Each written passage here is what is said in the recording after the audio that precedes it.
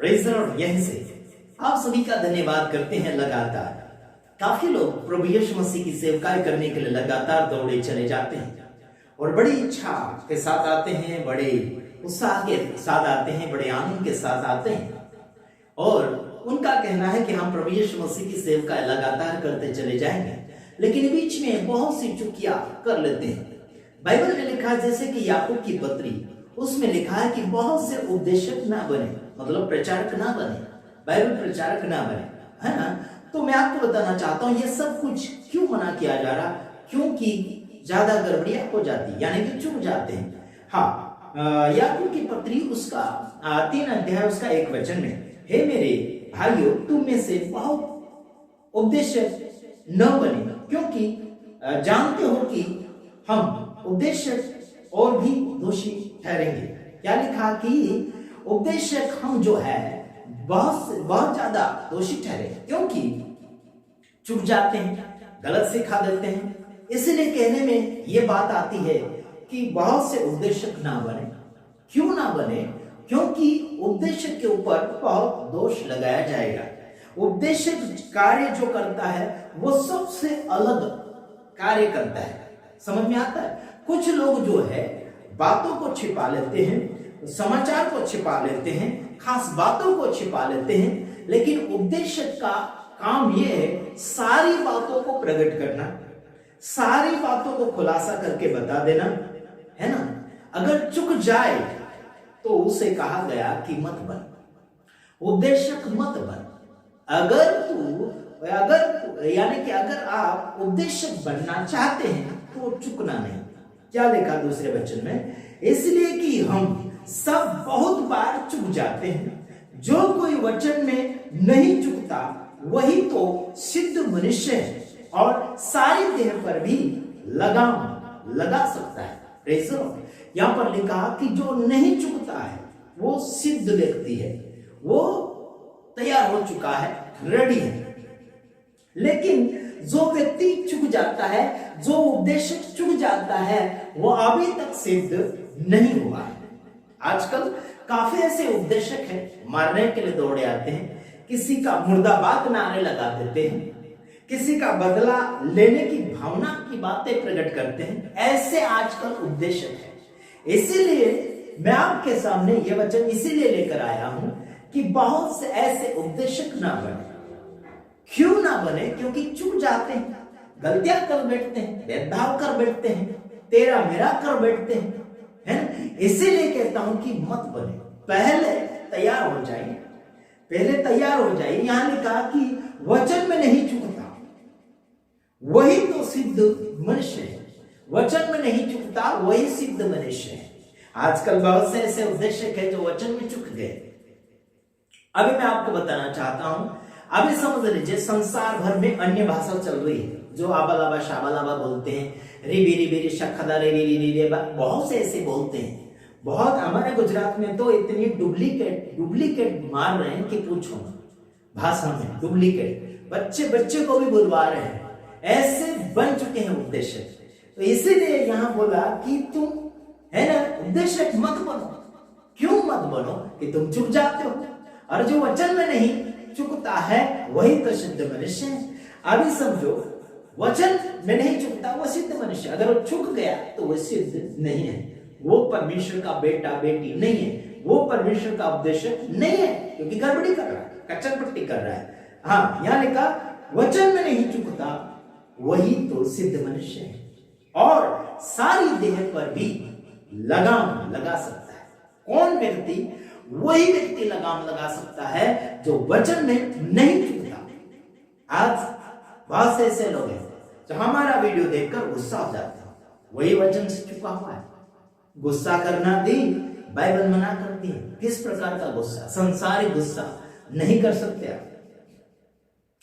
आत्मिक गुस्सा करें सुधारा के लिए, है ना, वो भी कुछ समय के लिए, हमेशा के लिए नहीं। हाँ, कुछ ऐसे हैं चीरने और फाड़ने की बात करते हैं, हमें भी ऐसी धमकियां देते हैं, चीर डालेंगे, फाड़ डालेंगे, निकाल देंगे, यहां से चले जाओ, वहां से चले जाओ, यहां नहीं रहने देंगे, यहां नहीं रहने। बहुत सी ऐसी बातें होती है। अरे दूसरे की बात क्या करें, हमारे आड़ोसी पड़ोसी सेवक सेविका ऐसे हैं। हाँ, और आगे लिखा कि वो अपने शरीर के ऊपर लगाम लगा सकता है। कैसे? वचन के द्वारा। वचन के द्वारा लगाम लगा सकता है। किसके ऊपर? जीभ के ऊपर भी लगाम, शरीर के ऊपर भी लगाम, मतलब काबू में रखना। लगाम की बात यह है कि उसे काबू में रखना है, संभाल कर रखना है। आज संसार भर में हाथ उठा देते हैं, जबान को उल्टी सुल्टी इस्तेमाल कर देते हैं, समझ नहीं पाते हैं। एक पास्टर को मैंने ये बोला था, मैं पहले जब पुराना आशीष था तब मैं काटता था, मारता था, मतलब क्या बोलना चाहिए कि पटक पटक के मारता था या पीटता था, ऐसे कुछ मैंने बातें छेड़ी थी, वो मुझे इतनी याद भी नहीं है। लेकिन मैं अभी वचन के द्वारा पीट रहा हूं, वचन के द्वारा उठा उठा के पटकूंगा, वचन के द्वारा आपको चीर डालूंगा, फाड़ डालूंगा, ऐसे करके बातें छेड़ी थी बीते हुए वर्षों में। तो वो बातें संसारिक रीति से लोगों ने लागू कर ली। मैंने आत्मिक रीति से बोला था, वचन से मारूंगा, वचन से काटूंगा, वचन से चीरूंगा, वचन से पटकूंगा, उठा उठा के पटक पटक के मारूंगा, ऐसे करके मैंने बातें छेड़ी थी वचन के द्वारा, है ना। तो इनको संसारिक बातें समझ में आई कि संसारिक रीति से पीटेगा, संसारिक रीति से मारेगा, काटेगा, पटकेगा, ऐसे समझ में आया इस बुद्धू प्रचारक लोगों को, बुद्धू उपदेशक लोगों को। इसीलिए कहता हूं कि वचन नहीं समझ में आता है तो उपदेशक मत बनो, प्रचारक मत बनो, सेवक मत बनो, है ना, पास्टर मत बनो, है ना, बाइबल का प्रचारक मत बनो, है ना। बाइबल सीधे ढंग से पढ़ना आता नहीं है, समझना आता नहीं है, आ जाते हैं प्रचार करने, आ जाते हैं गीत गाने, उसका कोई समझ सकती नहीं है गीत का भी, और ना ही वचन का समझ सकती, फिर भी आ जाते हैं वचन बोलने के लिए। इनको रोको। हाँ, यहां ऐसे भी लिखा है कि अगर वो सिद्ध हो चुका है वचन में तो शरीर के ऊपर भी काबू रखेगा, है ना, किसी को ठेस ना लगे, ऐसे शब्दों को इस्तेमाल करें। किसी को अपने से दूर मत करो। मेरे यार एक जगह हम लोग कुछ साउंड लेकर गए और हमें खुशी मिली। वहां जाकर हमने सोचा कि साउंड वहां पर लगाएंगे तो बड़ा अच्छा आवाज भी आएगा और वीडियो रिकॉर्ड भी करेंगे, ऐसे सोच के गए। वहां तो एक घमंडी उपदेशक था और वो डायरेक्ट बोलने लगा कि मेरी आवाज बहुत है ना, मेरी आवाज काफी है जो दूर दूर तक पहुंच सकती है, ऐसे करके बोलने लगा। यार आपकी आवाज काफी है या ज्यादा है या कम है, हमें उससे कोई मतलब नहीं। हमें तो साउंड के द्वारा आवाज को और बुलंद करना था। समझ आता है मेरे भाइयों बहनों, है ना। मेरी भी आवाज काफी है, 100 लोगों तक मेरी आवाज को मैं पहुंचा सकता हूं, है ना। मैं तो नहीं बोलता हूं कि मेरी आवाज इतनी है उतनी है, फलाना ढेकना है। ये घमंडी चाल हमें बिल्कुल नहीं अच्छी लगती है। ये वचन से चुके हुए लोग कैसे, जो इंसान आपको जो कुछ दे रहा है, आपके लिए व्यवस्था कर रहा है, उसको खराब शब्द नहीं बोलना है आपको, ठीक है यार। अगर आपको इस्तेमाल नहीं करना है वो चीजें तो रहने दीजिए, उसको पढ़ती रहने दीजिए, उसे पढ़ने दीजिए, लेकिन उसके लिए व्यवस्थापक के लिए आप गलत शब्द इस्तेमाल न करें, ठीक है। हाँ, सारे देह के ऊपर आपको काबू रखना होगा, सारे देह के ऊपर आपको काबू रखना होगा, तब जाके आपकी जिंदगी कुछ बन सकती है, वरना आप धोखा ही धोखा खाते चले जाओगे। आगे देखो, आगे देखो, 3 वचन। हाँ, यहां लिखा है जब हम अपने वश में करने के लिए घोड़ों के मुंह में लगाम लगाते हैं तो हम उनकी सारी देह को भी फेंक सकते हैं। Praise the Lord. यहां पर बात यह आई है कि घोड़े को लगाम अगर हम लगाते हैं तो उसके सारे शरीर को हम काबू में कर सकते हैं। उसे जिधर मुड़ाना है, जिधर ले जाना है, उधर वो लगाम के जरिए मुड़ सकता है। वो अपने हाथ में लगाम पाई जाती है। Praise the Lord, hallelujah. ये उदाहरण दिया गया कि घोड़े को वश में करने के लिए उसको लगाम लगाया जाता है। क्या किया जाता है? उसको लगाम लगाया जाता है ताकि उसके शरीर को हम काबू में कर सकें।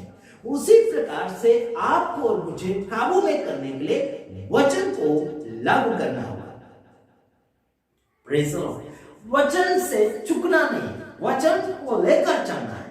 अगर आप वचन से बाहर चले गए, अपने आपे में आ गए, खुद में आ गए, है ना, खुद में आ गए और दुनियादारी में आ गए, अड़ोसी पड़ोसी में आ गए, दुनिया की बातों में आ गए, तो आप वचन से बाहर चले जाओगे। मेरे यार, वचन से आप अगर बाहर चले गए तो आप उपदेशक नहीं रहे, आप बस ढिंढोरा टिपने वाले रहेंगे, आप बस टाइम पास वाले रहेंगे, आप बस दिखावा करने वाले रहेंगे, बस अपना ज्ञान प्रकट करने वाले रहेंगे। बस मेरे यार, अगर आपको घोड़े को लागू यानी कि काबू में करना है तो लगाम लगाना है, और अपने आप को काबू में करना है तो वचन के अधीन में, उसके दायरे में रहकर कार्य को करना होगा। Praise the Lord. प्रभु आप सबको आशीष करे।